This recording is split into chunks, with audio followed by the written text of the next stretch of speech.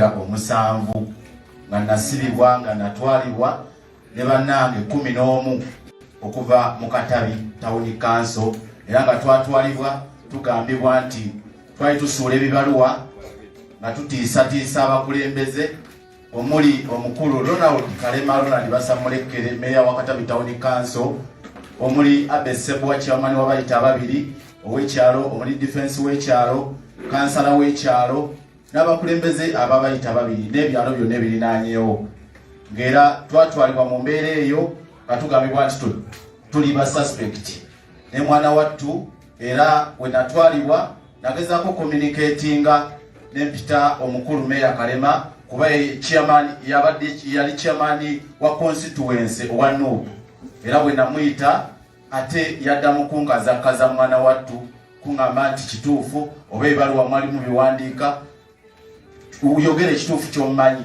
ne mugamba meya oli wa Nuupu ndi wa Nuupu sinza kutta wa Nuupu ng'ate nakunonyeza kalulu ne mugamba olwo bannange bonna abasigale nagamba njagala gwe mpise gwe ne mugamba meya kituufu ompise naye ndi mazima n'obwenkanya sirina musango gwonna gwe nagezaako oba kutta oba kukola kutya kale embeera bwetyo ne tutwalibwa Honorable Matuvu Charles najja ne mubuulira story yemu owa Busiro South najja ne mubuulira story yemu n'afuluma ne tugezaako ne tutwalibwa byonna bye tuyise mu bingi nenda kusala emboozi bye tuyise mu bingi naye twatwalibwa mu mbeera eyo bwe twatuuka eyo ate ne batuteekako omusango gw'okwambala ebyambalo by'amagye unlawful possession of defense stores ne twambala ebyambalo bye tutamanya ebizimu obuloza Nuupu ez'ekibiina kyaffe abamu ne batwambaliza ebyambalo by'amagye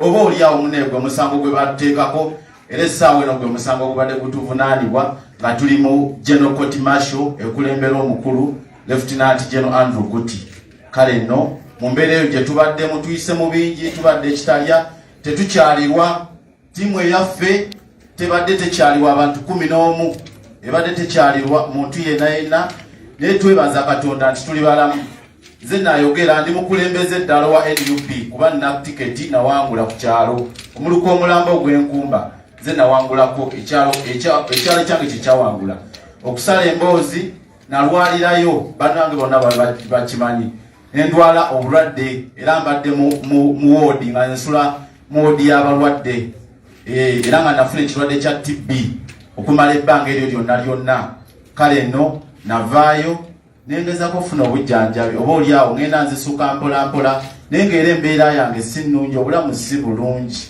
ebyange nabitunda ndi musajja mukubi wa bifaananyi kamera yange ya vidiyo nagitunda n'ebintu byange byonna ebirala nina abaana n'omukyala naye neebaza nnyo chairman wa Kabale taddewo zooni Robert Mugasa eyawandiika ebbaluwa nensobola okuba mukomera ebyalo byonna byagana okuwandiika amabaluwa ogezaako tuyamba naye ekyalo eky'Ekabale kyayamba neebaza nnyo mwenna abagezaako tusabira okutubeereramu okulaba nti tuvunuka enjege eno bannange bangi balina ebirundu ku mutima n'ebisinga byonna sebeera Secretary General ne spokesperson nja kusaba sebo tuleme koma wano mutulagene ku president waffe naye tumubuuzeeko oba oliawo neyanzeege Uganda ng'omulala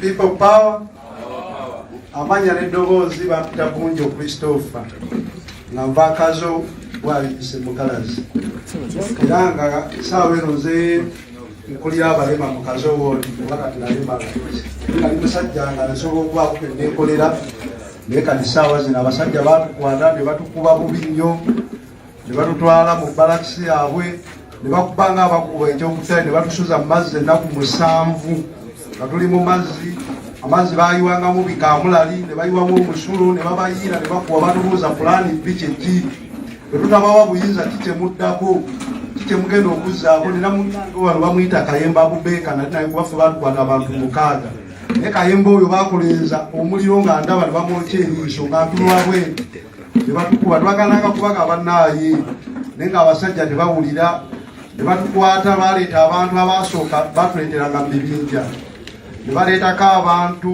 abaasooka tuba tuweranga 6 ne batutwala bawera mukaaga ekibinja bakiteeka wali nga babatwala bawambaza ebyambalo by'amagye ne batusindika mu balakisi emakindi ne tubaayo ebbanga ne twamalayo ne batusindika ekitalya naye bannange ekyewuunyisa abasajja abo batujja ekitalya nga tebalina musango gwe batuvunaana ne batugamba kati mugende mujja kukoma nga wano mu ripoti era ffe bwe mulaba wano tuli mu bulumi nze nali musajja asobola okwekola naye kati sasobola nakuyimirira bbanga ddene ku kiseera mba nkankana lwaki bankuba omusawo yaŋŋamba eno ogundi bakabooni yafuna obuzibu kisobola kuyimirira bbanga ddene yali musajja nga ndi mulamu nina abaana nina famire naye nze bwe bulamu bwempitamu obwo wabula n'ekirala neebaza nnyo abakulembeze baffe okubeera nga basobola okutuyambako kuva ekitalya tetuganyadde tebakola kinene kye bali balina okukola naye kinono kye bakolako bannaye mwebale nnyo mwebalire ddala naye ne bannaffe abakyaliyo bayitirivu bali eyo nabo tusaba mubalowoozeeko kuba nabo beetaaga obuyambi bannange.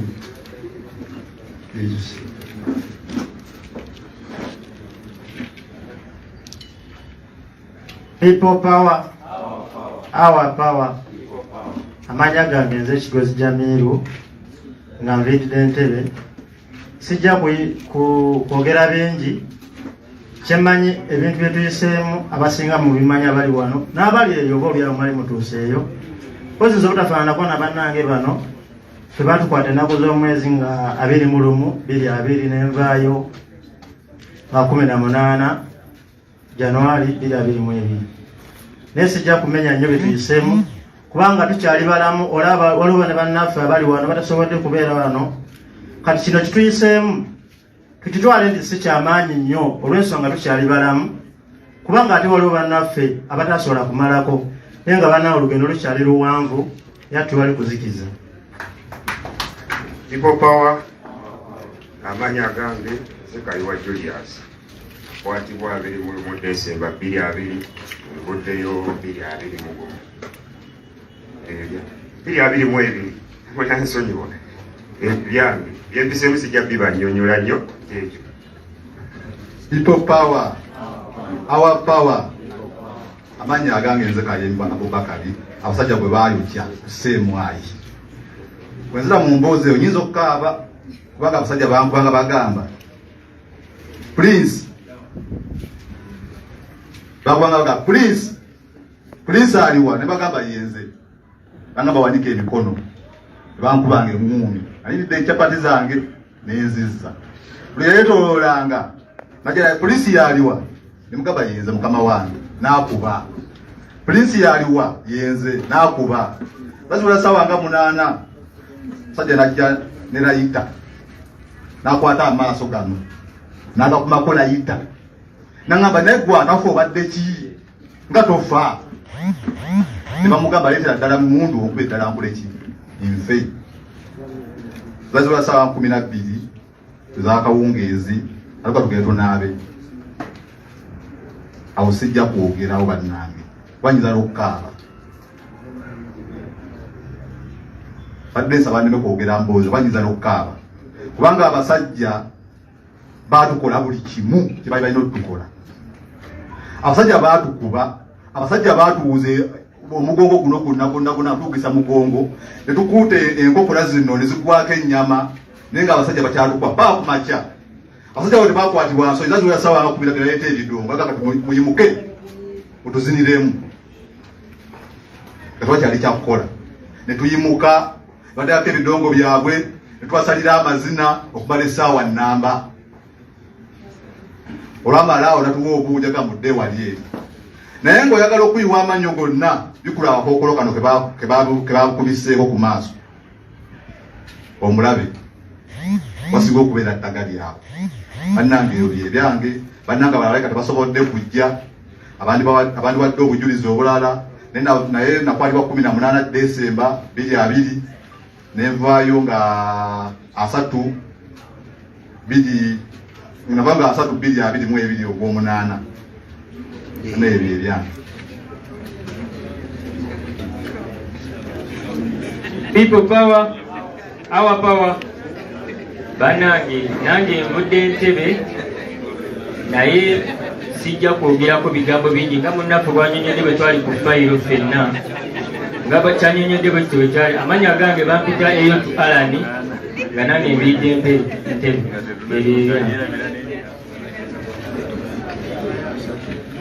baatusiba omulundi gumu nga mwami ono bwanyonyodde batutwala ffenna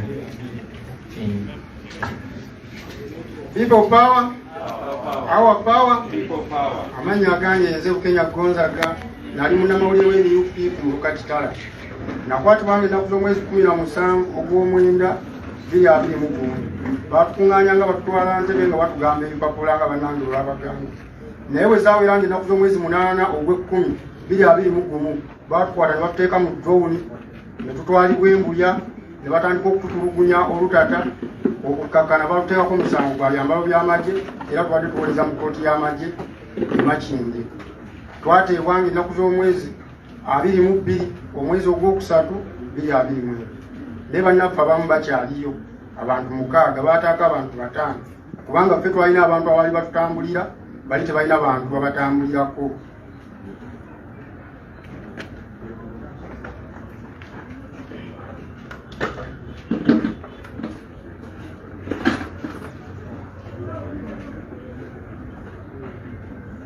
Yo power, our power, manya gange zuru kwate Emmanuel, lead Ntebe.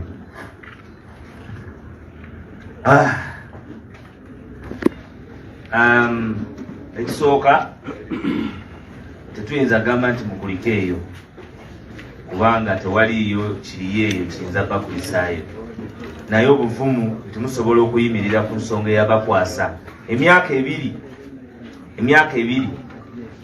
mu kalulu kowulira abantu nga boogerako era nga bakubuuza ebibuuzo nti kaggwa era byaggwa abo babadde bakyali mu nkomyo olw'ekintu ekiri constitution ekiri mu mateeka nti wabaayo okulonda ekyo nno kyogera ku nsigo weza kuba kulonda oba tulina kuteekateeka okumanya tutya bwe tuyinza okuva mu buzibu obwo kubanga sitole muziwulidde ne bayokya omuntu ne layita baba bagikola kukoleza bintu birala nnyo naye amaaso g'omuntu ne bagokya ne layita abakyala mwe mumanyi amaaso bwe mugagala ennyo muteekako ayipensu naye bali bakozesa layita.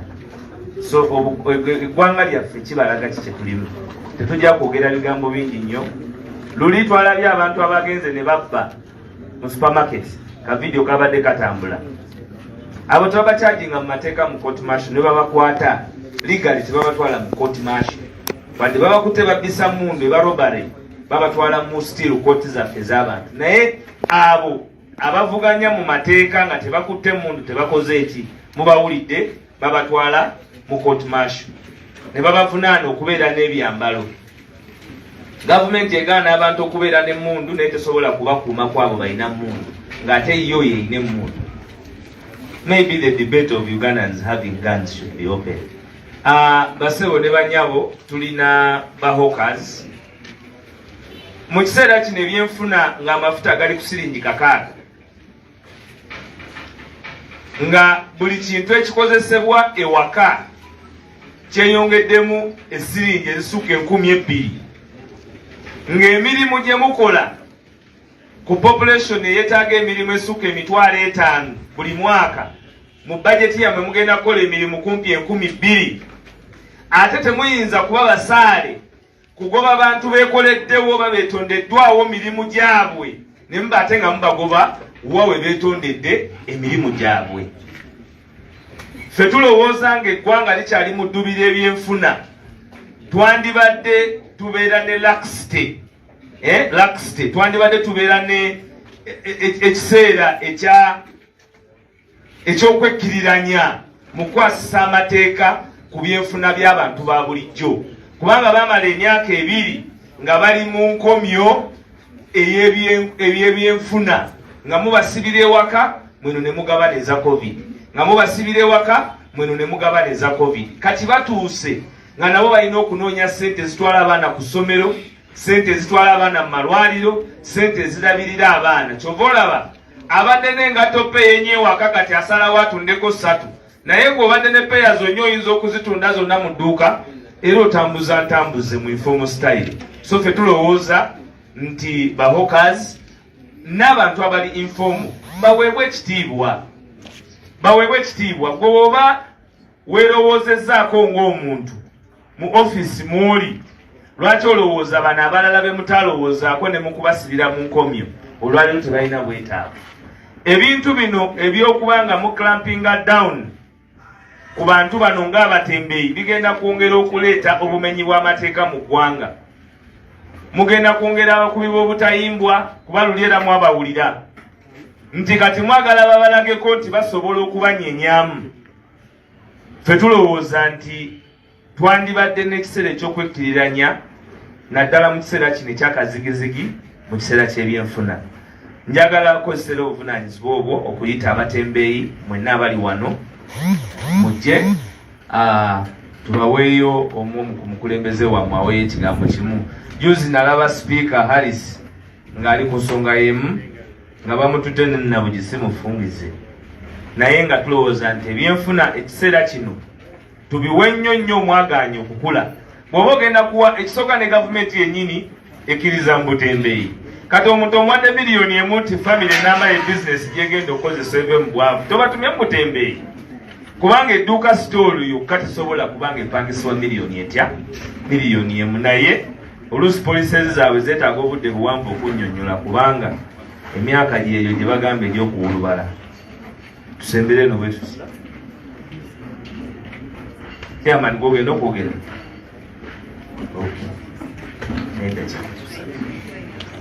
People power, our power, but in terms of Palava. Nze nkulembedde boda. Nze Kisebanga Kefa, chairman wa Port Paul, Ozan bypass. Nziwe Busega wezikulira. Nze chairman wao. Nina bamemba 50. Nina abavuga pikipiki za looni okuva mu Osaka. Ekitongole ekyo mukimanyi kigaba pikipiki za looni. Waliwo ekirala kiyitibwa Tugende nabo weebali. Waliwo abalala bakiyitibwa boda band nakyo weekiri be bamemba beetwala. Naye baatugoba ku stage tumazeewo emyaka 10. Wajja ebibinja by'abasirikale byanjawulo. Ekimu nga kibagamba mwe muveewo, ekimu nga kibagamba mwe mubeereewo. Nalaba kinsuseeko nafuna empapula zino mu mateeka okunzikiriza okukola stage eyo.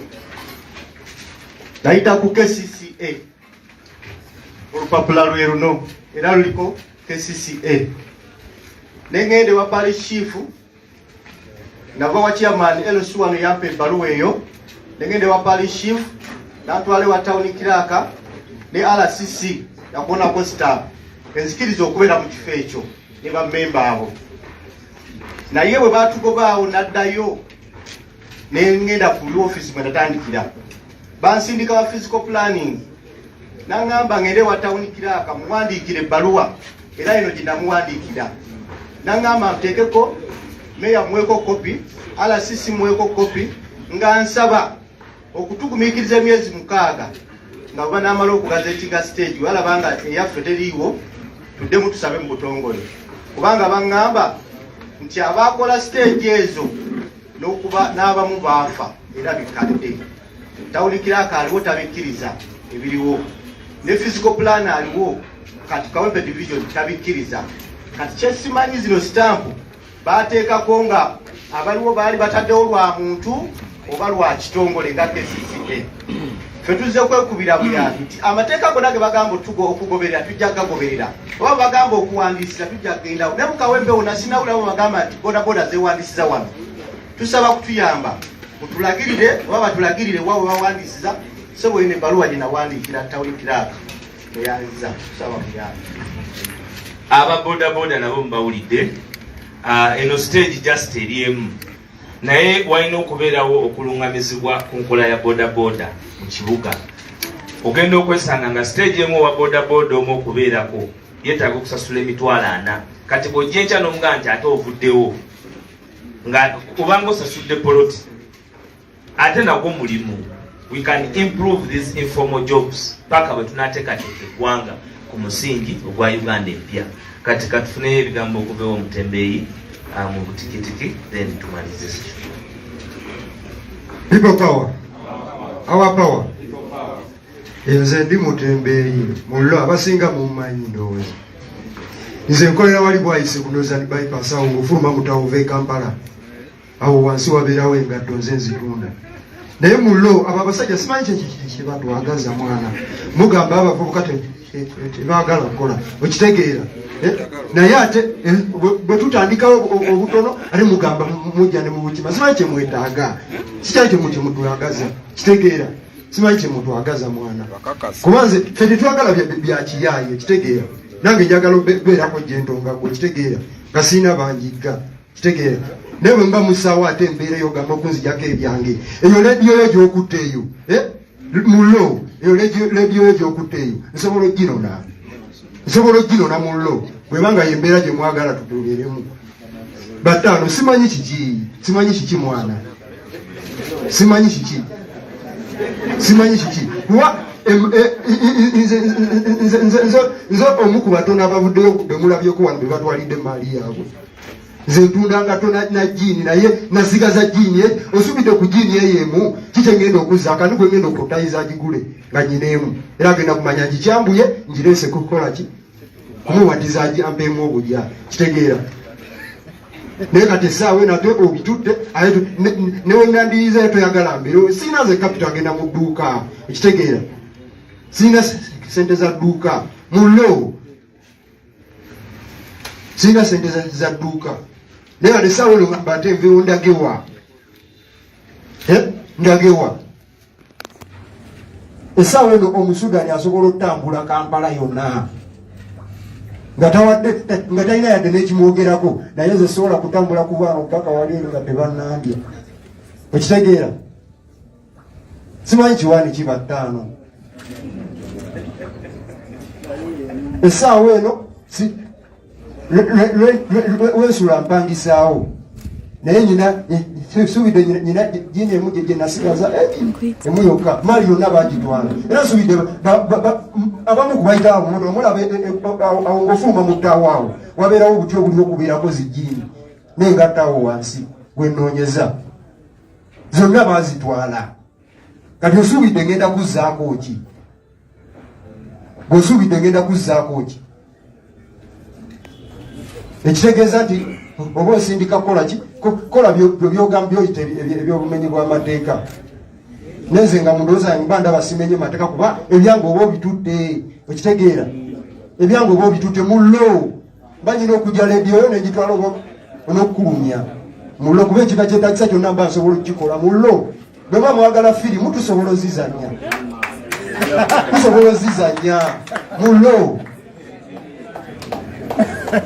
nenga mwana simanyi kiwaani ki simanyi ki kuba abanoonya ate temwagala banoonye ate mugamba tetwagala kukola kiwaani ki mutugamba amazima kuba simanyi ono simanyi ayini speaker asula wali eri wali simanyi akavula ebikyani okitegeera awo wenyini wayitanga agenda ewuwe okitegeera batugobako lumu ng'ayitaawo mulo ng'ayitaawo awo wenyini asula kumpi awo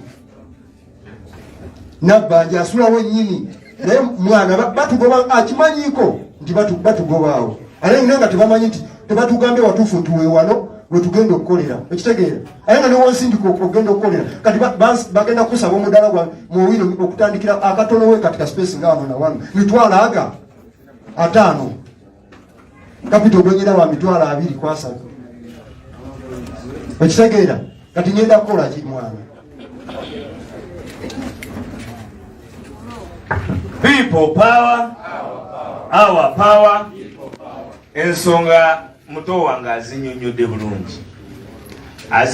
bulungi nnyo ate era n'alipresentinga bulungi nnyo social class divisions zetulina nti abalowooza nti ffe tuli ku decision making body tutandika okulowooza ku nsonga zino obugazi bwazo. Omuntu ayinza atandika capital ng'ate omudaala gwa mitwalo 5 omwezi naye ng'ate alina mitwalo 2. Tekisoboka kyo ne bw'oba nga gwekyebalirire okujjako mu nteekateeka eyakadibe nga lye. So njagala kubeebaza omwami ono ensonga azinnyonnyodde era zitambuludde bulungi.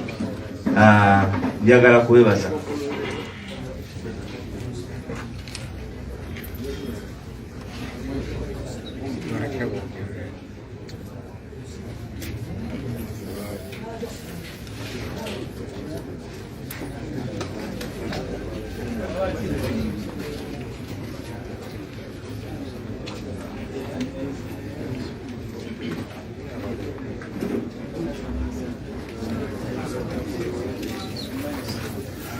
People power. Amanya Kk Senior Fashions Uganda omuyiribi omutembeeyi. Baganda bange omusajja agayi capital wa mitwalo 2 tetumuweza. Capital tulina wa mitwalo 4 ajjayo peya 2 mu busuubuzi Kaguje. Peya 2 zengendo okutuusaako nga nzireese olw'okuba mmanyi sayizi ye y'ekigere gy'oyambala.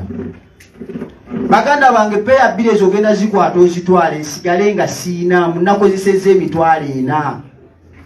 Ngenda kujja nkusange mu suuti ng'okutta essimu ya mitwalo 4 ngitwale ngitunde emitwalo 10. Nziremu nfune peya 5. Pozi nga be mwagala tukole. Mwe bakansalazi be twalonda gwe kennyini nja kusabula. Mwoganya otulwanirira. Ba MP ogenda boodi mujjamu oyogera yange babitutte nkutwaleko akasimu. Mukitegeera. Temulowooza nti muvimba tubalaba babbalika. Tubamanyi. Kati bwe mba mwagala tubalabise nga muganya olwanirira omutembeeyi tugenda basabula. Sigala bekwegera bakansalazi mumanyi mukunoonya akalulu abatambula mu Kampala Central. Nkolera Kampala Makati. Mwe nootolera. Ojja kujja oyitemu ng'otambula bibi ogenda kugula mu kizeni mutembeeyi wampagiranga. Kati wakyusa. Tugenda kukulabisa tokyasobola tulwanirira. Ebyo ebyange era mukimanyi ngenda balabisa. Mwebale nnyo, mwebalire ddala. Thank you very much. Sobola okugenda. You cannot suffocate voices.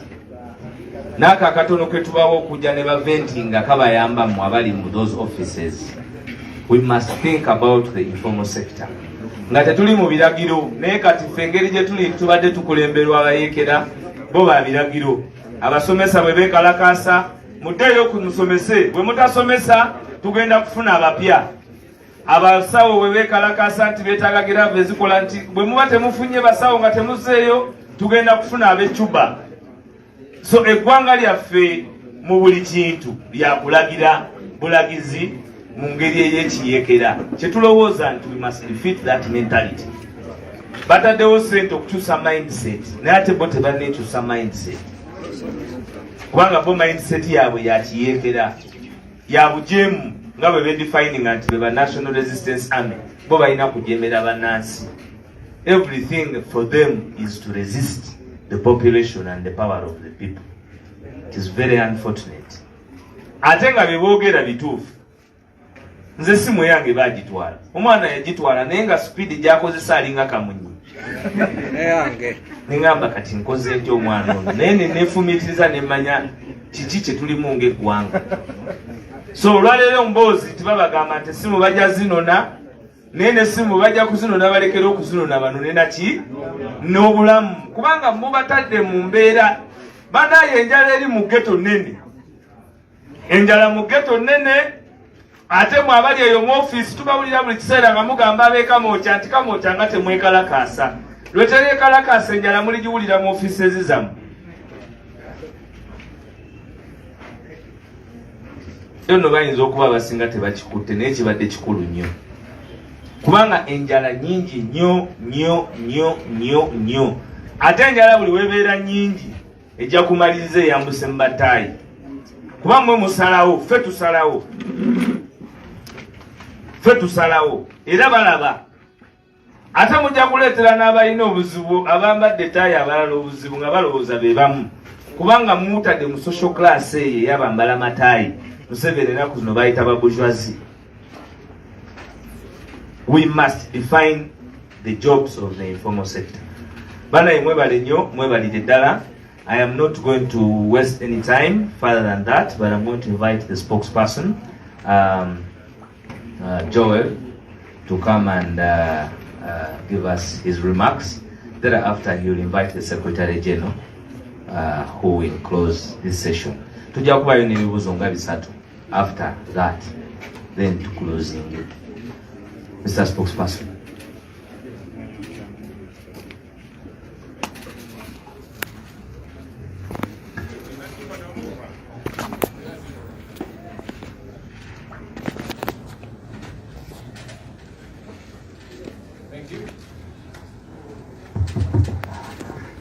Thank you, Comrade Waiswa. We want to appreciate and welcome everybody that has come today to join us for this press conference so that we share our thoughts on a number of things. We avail platforms like this one to our ordinary people because we want their voices to come out.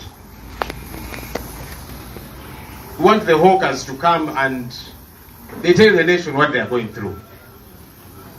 Because these are Ugandans. You know, sometimes when we speak these things as leaders, we are taken to be, those are oppositions, those senyonyis, the noisemakers. So that's why we insist and say, okay, let the very affected people come and speak so that their voices are heard, so that it ceases to be a question of these Chagulanyis, they just want to disorganize government. These are ordinary people who are suffering on a daily basis. We want the city to grow. We want the city to develop. But the city must develop with its people. You're not going to develop the city by chasing everybody out of the city. We must accommodate everybody. Okay? These are Ugandans, tax-paying Ugandans. And so they deserve a chance to live. They have families to fend for. They have a life to live. They have bills to pay. And so we must be able to accommodate them if we want to grow this city. Because you see, the reason they are the way they are is because we abandoned them a long time ago. We decided, those who are to suffer, let them suffer. And it dates back to a very long time. And that's why I personally believe there is deliberateness about impoverishing our people. We used to have cooperatives in this country. And so it empowered Ugandans. They were able to fend for themselves. But when these Bushmen came, they said, people who are well-to-do, people who are rich are difficult to rule. Let's remove these cooperatives. Let's disempower them. So that when it's election time, you tell them to line up like it was in Kayunga. 4,000 shillings each. When we are in Omoro, 3,000 shillings each. You don't do that to empowered people. So it is deliberate to disempower our people. But we are going to say no. And it's good that we are with these people who are saying no. They must have a chance to. They must be planned for. When you're planning for a city, you don't plan for only the rich, as if they are the only ones who are staying in that city. If anything, the highest population is of the poor. You plan for them also. You don't send them away and say, now you go, and then we fix our city. They are part of the city. And so we must plan for them. Many times they're told, you go to these market stalls, these built-up markets, which are like arcades. They tell us space many times runs out. That which is available is very expensive. And that's why they're saying, okay, how do I survive now on the road? So let's sit with these people, let's plan with them. I thought that's an important message to pass on.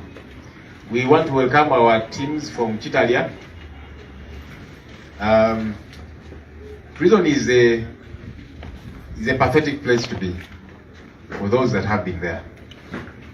And we are always glad when our people come out. It is complicated, but we must keep on keeping on. There's many of our people that are still in jail. Whenever some come out, we celebrate. But as we celebrate, we remember again, we have a lot of work to do because many others are still in jail. And so we must fight to see that they too come out. It's important. Because when you put in place an election, that means people have a right to choose whoever they want to support. So to arrest people simply because they are supporting candidate A and not another, to arrest them because they are wearing a beret or a t-shirt, then remove elections. So that we know we have got to figure out another way of managing our democratic processes, as we call them. And so that's why it's very disturbing to us, because the people who are meant to be in jail are not in jail. Once I told you I chair a committee called COSASA in Parliament. The thuggery we see in this country is very disturbing. In fact, for me, I think there are thieves and then there are thugs, brigands. Those are the people who are meant to be in Chitalia, not these people who are in Chitalia simply because of their political beliefs, simply because of what they feel. And so, it's a struggle that we must not relent on. We must keep pushing every step of the way. One of the other things that has been disturbing to the country and to us as the National Unity Platform is the plight of our teachers. You all know that our teachers are on strike because of the way they are treated. And as the National Unity Platform, we want to sound our strong support for the teachers in this country. We think that for them to stand up and raise their voices and even go on strike, it is the right thing to do for them to express themselves. And so we as NUP express solidarity with them because the issues they are raising are critical issues. When you say that we are going to increase the salaries of science teachers, but the arts teachers are useless, what exactly do you mean? Because, for example, English and literature have been categorized as arts. So these science teachers, are they able to teach their science subjects in their science language? Because you're saying English is an art, it is useless. And all these others are useless. So we think that it is right for the teachers to stand up and say, no, we want equity. We want fairness across. There shouldn't be discrimination. That there are those who are more important than others. No.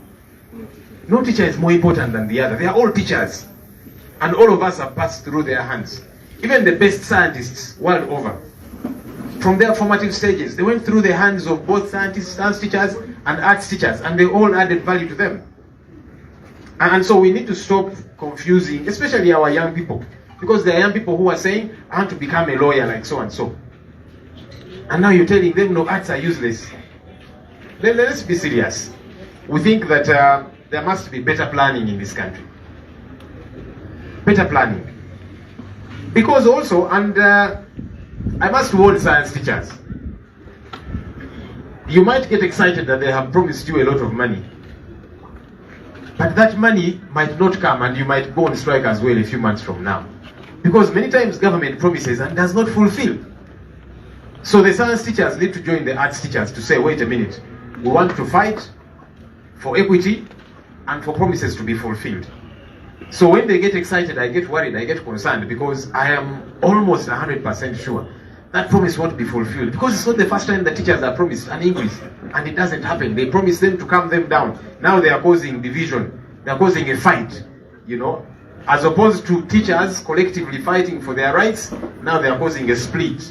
It is arts teachers who are now seeing the science teachers as the bad ones. Not the government, which by the way is supposed to fix these issues.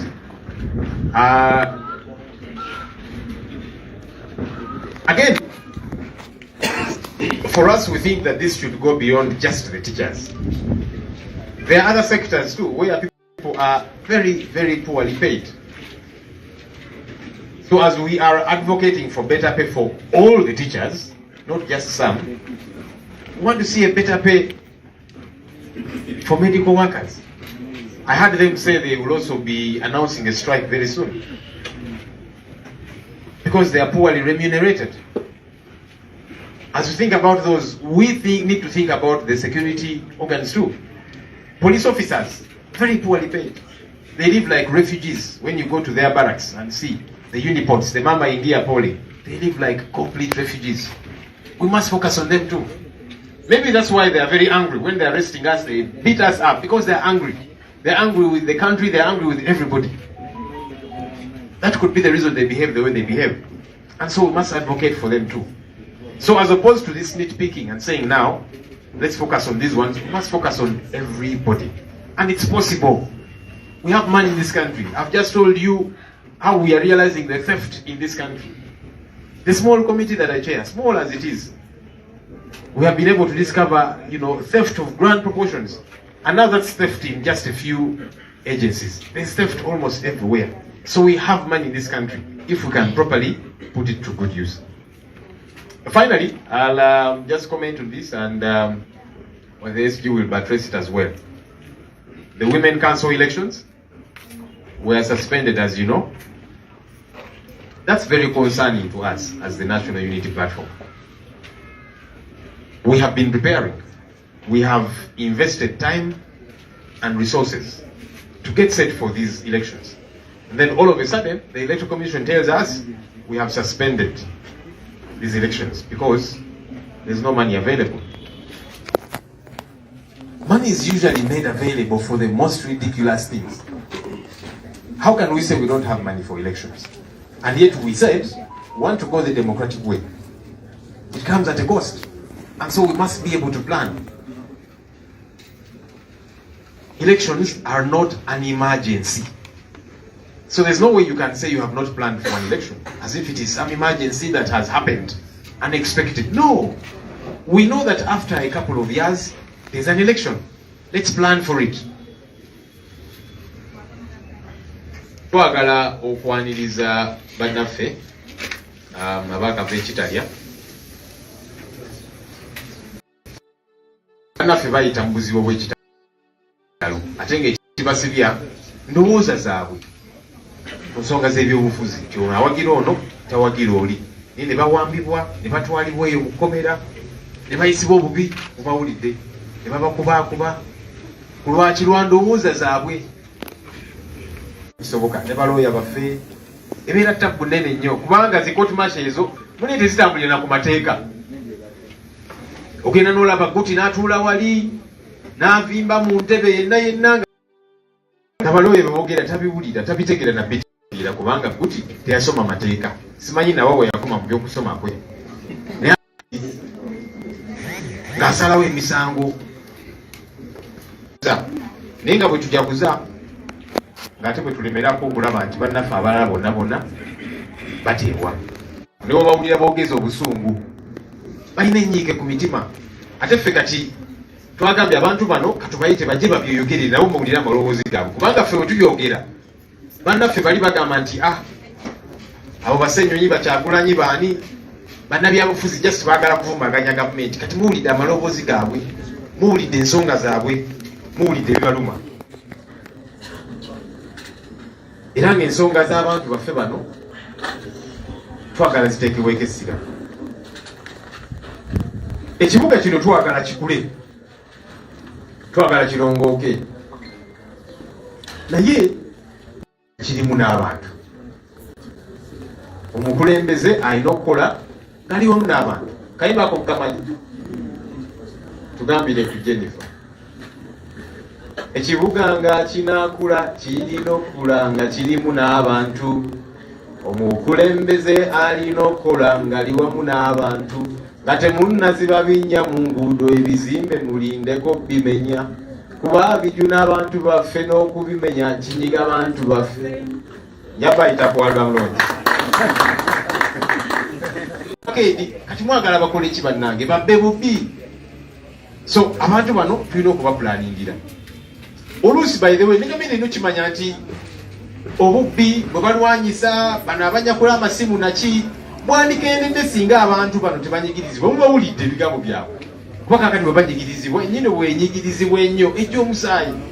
Kati mwagala batandike kubba batandike kunyakula busimu bye mwagala kuba tubakubiriza abavubuka mugende muyiiye naki n'akwata engatto zinagamba nti kale kagezeeko okuyiiza wano naye tetulina ngeri gye tubayambyemu ng'eggwanga. Ate nga bano bannayuganda tukuliba China mu China nga China bye bakola. China bateeka nnyo essira ku bantu baabwe ne babayambako ne babagirako emisolo ne bateekawo embeera ebayamba. Era kyokudola buli ggwanga lyogendamu osangamu ebyamaguzi ebive China. Ne wano downtown bw'ogendayo osangayo ebintu ebive China biyitirivu. Lwaki? Gavumenti yaabwe eri yagamba nti abantu baffe bankizo nnyo tubaseeko essira tubayambeyambe tusobola okubajjako omusolo tugubajjeko bafune akaaganya. Kati baproducinga ebintu ziniigina engoye biki biki byonna ne bigenda mu nsi zonna obisangayo. Naye kakati ffe wano tuvimbisa bano ba foreign investor bamusiga nsimbi. Ate ng'ensangi zino ffe ababasigamu ensimbi kuba bw'ojja wano nti oli musiga nsimbi ne tukuwa ettaka lya bwereere ne tukuggyako emisolo ne tukuwa ne ssente oba okyali musiga nsimbi mubeera mubbi obeera mufe. Kati ffe tugamba nti abantu bano abantu ba wansi tubaseeko essira. Kati omuntu oyo alina famire gy'alabirira. Kikuyambako naawe gavumenti kuyiyayiya biprogramu ebitaliyo parish development model, operation wealth creation naki. Abantu bano bagamba nti kale nga temunnatulimbalimba operation wealth creation okutuwa ente ennema endwadde naki mubawo akaaganya beekolere kibaagala okukola.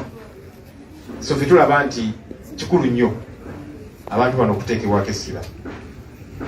Ensonga ez'abasomesa, abasomesa bali mu kwediima. Fenga NUP twagala ogamba abasomesa b'eggwanga lyaffe lino tuli mabega waabwe, era omulamwa gwe baliko bogere maaso, kubanga tuyinza gamba nti kakati ogenda kwawulamu abasomesa aba sayansi obawe omusaala miliyoni nga 4, abasomesa arts ne miliyoni 1 tewera, naye nga bonna basomesa abaana kyekimu, qualifications zezimu, environment birina kyekimu. Kikyoba otegeeza ate munnange n'aboogera ebintu bino tebasoma sayansi, kitegeeza nabo tebalina makulu, tebalina mugaso. Lwaki bagezaako kutegeeza? Ate nga munnange ne bannaffe abasomesa ba sayansi mulindeeko okucacanca, kubanga gavumenti eno etera okusuubiza ebintu netabituukiriza. Abasomesa si gwe gusoose okubasuubiza naye tebatuukiriza.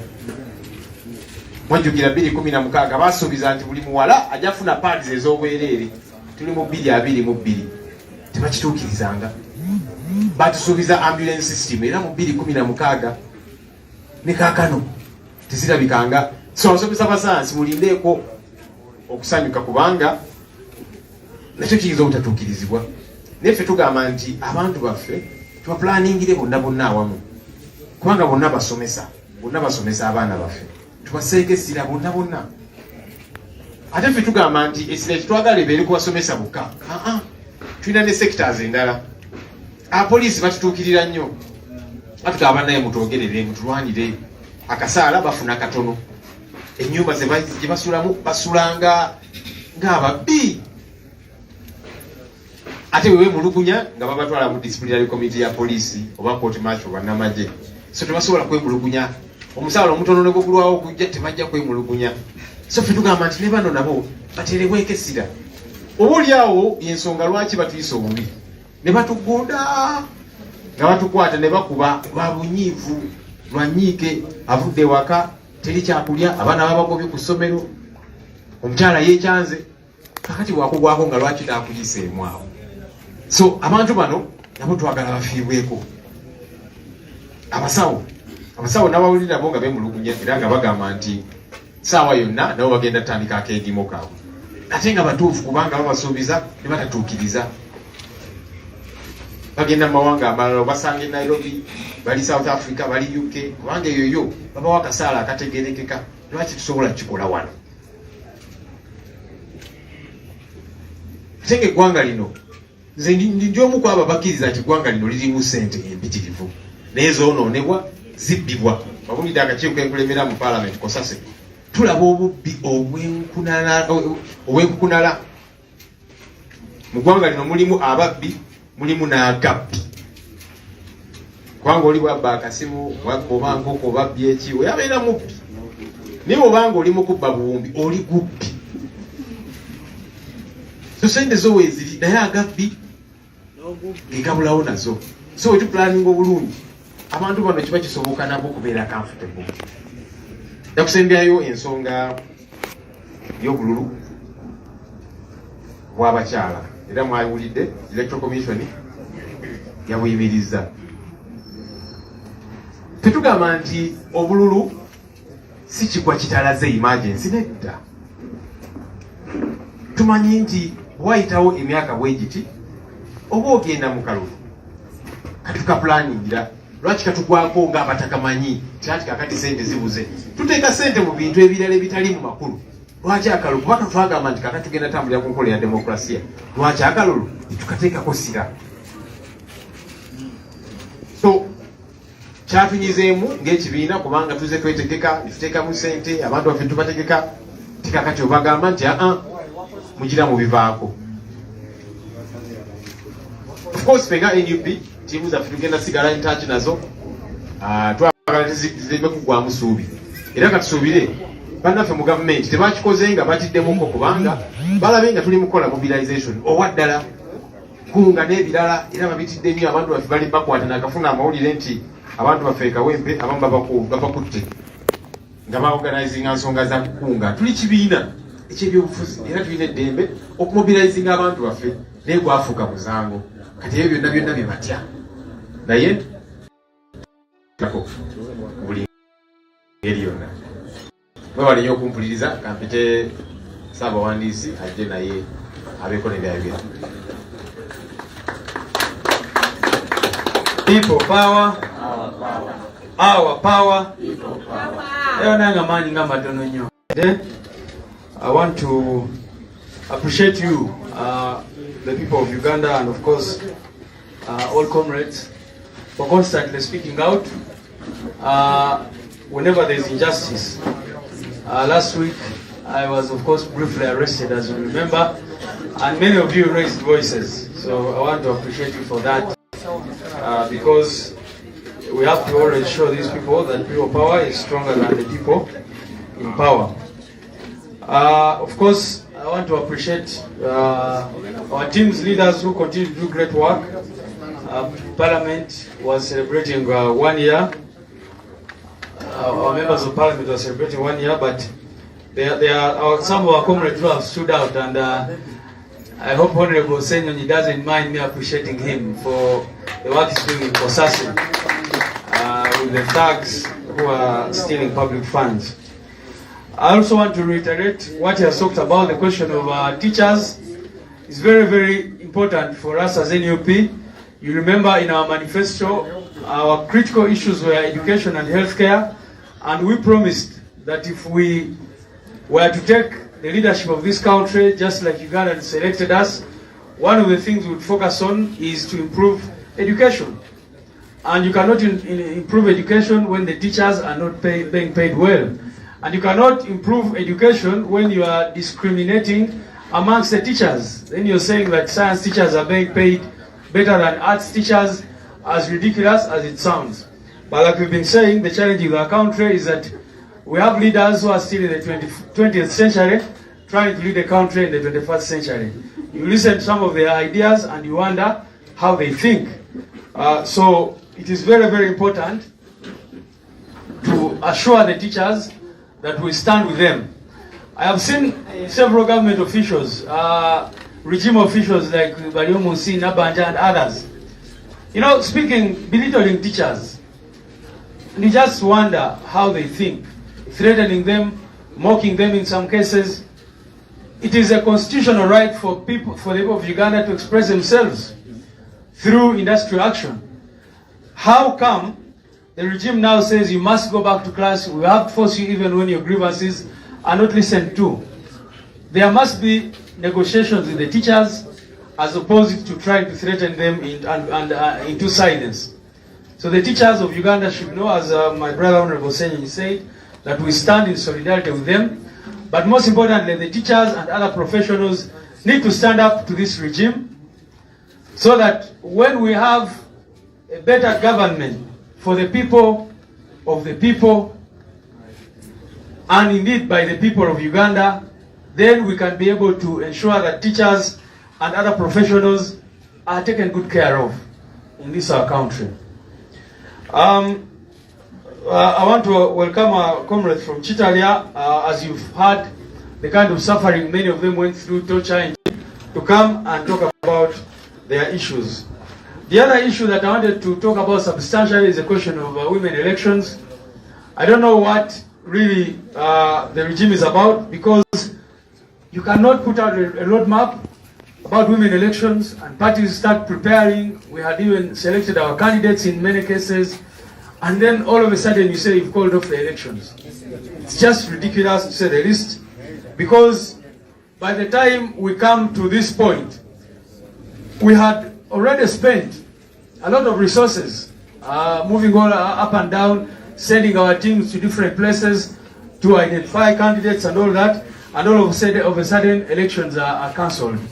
We hope what is happening is not what happened to LC elections some time back. You remember in this country there's a time when we didn't have LCs for I think about 3 years legally in place, because the regime just decided not to organize those elections, and yet we know that they always find money for all sorts of things. You remember a few days ago the debate that was going on in this country about members of parliament being gifted with money without even knowing where the money is coming from, to a tune of 24 billion shillings. If they can find such monies, how can they find money to pay teachers well, to pay doctors well, but importantly also to make sure that democratic processes like women council elections go on. Our Kunga campaign continues in power, and we shall be informing the nation when we go out there to launch our offices and also launch these mobilization teams. Mwebale nnyo bannamawulire okubeera nga buli lunaku bwe tubayita mujja ne mutubeererawo ne mukavalinga stories zino. Njagala kwebaza abantu baffe abakulembeze ku mitendera egy'enjawulo mu parliament n'awalala abayimiridde n'abantu, kubanga si bonna tubayimirira n'abantu, naye abayimiridde n'abantu tubeebaza. Era kyoba olaba basazeewo okwebaza Honorable George Senyonyi, mwena mubadde mulaba ku mawulire ng'akunya ababbi n'agabbi besente za gavumenti. Lwaki temukubirako mu ngalo omusajja oyo? Of course takola yeka, naye n'akakiiko konna kakola nako. Njagala kwebaza kulisaayo baganda baffe abafudde ekitalya abali wano. Kyanaku nnyo nti bwe twogerera abantu baffe bangi bakyali mu makomera, naye buli lwe tufuna omukisa tuba twagala abo ababa bavuddeyo bajje boogereko eri ensi, abantu bategeere biki abantu baffe bye bayitamu n'ebyo bye bagenda mu maaso okuyitamu. Bano naba meetinga last week ne boogera stories lwakuba tubadde tetulina budde bumala, naye bw'owulira ebimu bye bayitamu kyanaku nnyo abantu baffe kye babatuusaako abasinga okutulugunyizibwa n'embeera zonna endala. Tukyagenda mu maaso n'okulwana okulaba nti abalala bavaayo abakyaliyo, naye ffenna tukimanye nti kye tulina okukola okwebereramu okulaba nti abantu baffe bava mu makomera. Ekirala ebadde ensonga y'abasomesa tugyogeddeko wano. Twagadde okutegeeza abasomesa b'eggwanga nti ffe nga National Unity Platform tuyimirira nabo mu mbeera gye bayitamu. Mu kaseera kano lugimu ya Museveni bwegezaako okuba intimidatinga oba okubatiisatiisa, okubaforcinga nti balina okudda mu kiraasi newankubadde ensonga zaabwe tezinakolebwako.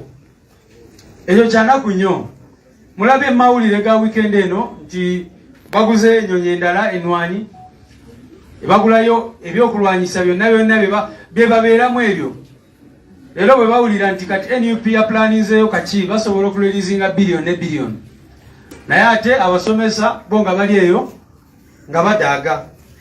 So tulina okukola kyonna ekisoboka bannayuganda okulaba nti tuyimirirako n'abantu baffe abo, abasomesa, abasawo n'abalala. Vaano ogende mu ddwaliro lyonna, ne bogenda e Kenya, ne bogenda e Tanzania, ne bogenda e Bulaaya, olusobera America nosanga abasawo bannayuganda nga bebajjudde eyo bebakolerayo. Lwaki? Kubanga bagenda kunoonya omuzungu kyayita greener pastures, kubanga bano bali disrespected. Ndi ne bavaayo ne bagamba twagala kwekalakaasa tuwumuze ebikozesa for some time.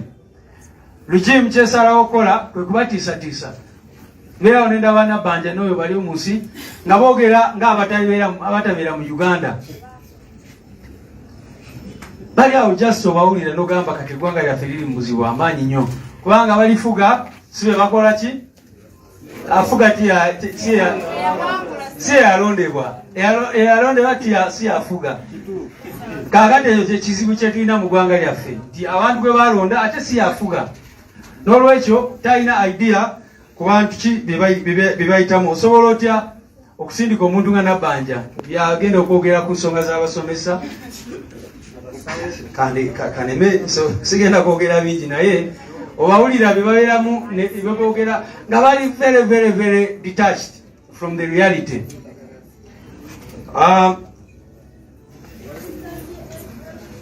Ensonga z'abatembeeyi nazo zikikwatako nnyo, era NUP egenda mu maaso n'okuwa platform abantu baffe bonna bamufuna mpola, kubanga NUP ye background yaffe tukiririza nnyo mu bantu ba bulijjo, era kyova olaba bwe tufuna chance tuba twagala tubawe opportunity bajje boogere ku nsonga ezibaluma mu ggwanga lino. So abatembeeyi aba boda boda n'abalala bakyanyigirizibwa era bino bwe boogera wano mu bitwale serious. Abantu ababba obusimu ne bakuba abantu obutayimwa n'ebirala oluusi be bantu abo ababeera push to the wall ne basalawo nga balina okusurvivinga mu ngeri emenya amateeka eyo yennyini. So abantu baffe nga NUP tubadde tukyogera nti bwe baba nga mwagala kutereeza ekibuga tumekire sure nti waliwo alternatives z'abano abantu naye tosobola bagoba nogaa mugende mweyiye nga tebalina wakweyiza nga n'amataka gaabwe mu byalo mwagabajjako ne mugabba ne mukola ki ne mubalumba mu mwanyi byonna abasinga ne bamaliriza n'ebyentikiriza nga si byakabi abasinga ne bamaliriza mu butembeyi n'emirimu emirala gye basobola okujjamu 10 naye mwe ne muvaayo okubayisa bwe mutyo. Finally, ensonga y'akalulu k'abakyala tubadde tugyogerako era omwogezi waffe agyogeddeko bulungi nti okola roadmap n'ogamba nti mu mwaka ogw'2022 mu mwezi ogw'omusanvu tujja kuba n'akalulu k'abakyala. Kaakati kyewuunyisa okulaba nti bavuddeyo ku ssaawa zino ne bagamba nti tebalina ssente zagenda maaso n'akalulu kano.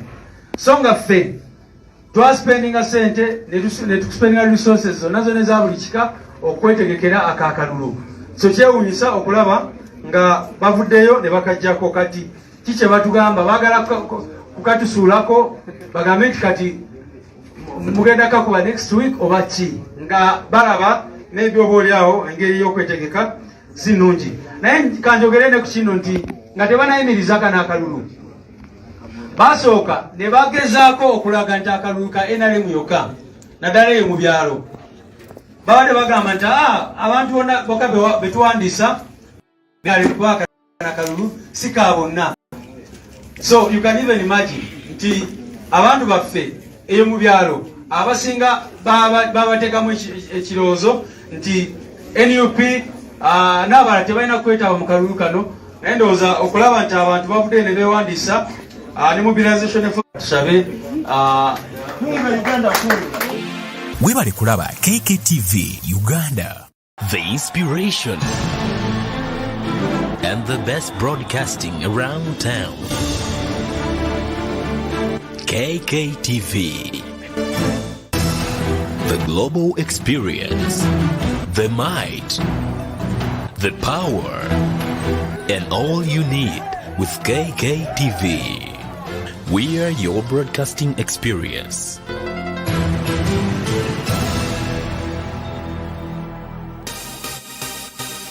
Thank you for subscribing to Kk TV. Museveni era nga bwe yakyogedde yayogera n'abantu abalala neffe tetulina kye twogera naye kuba aliwo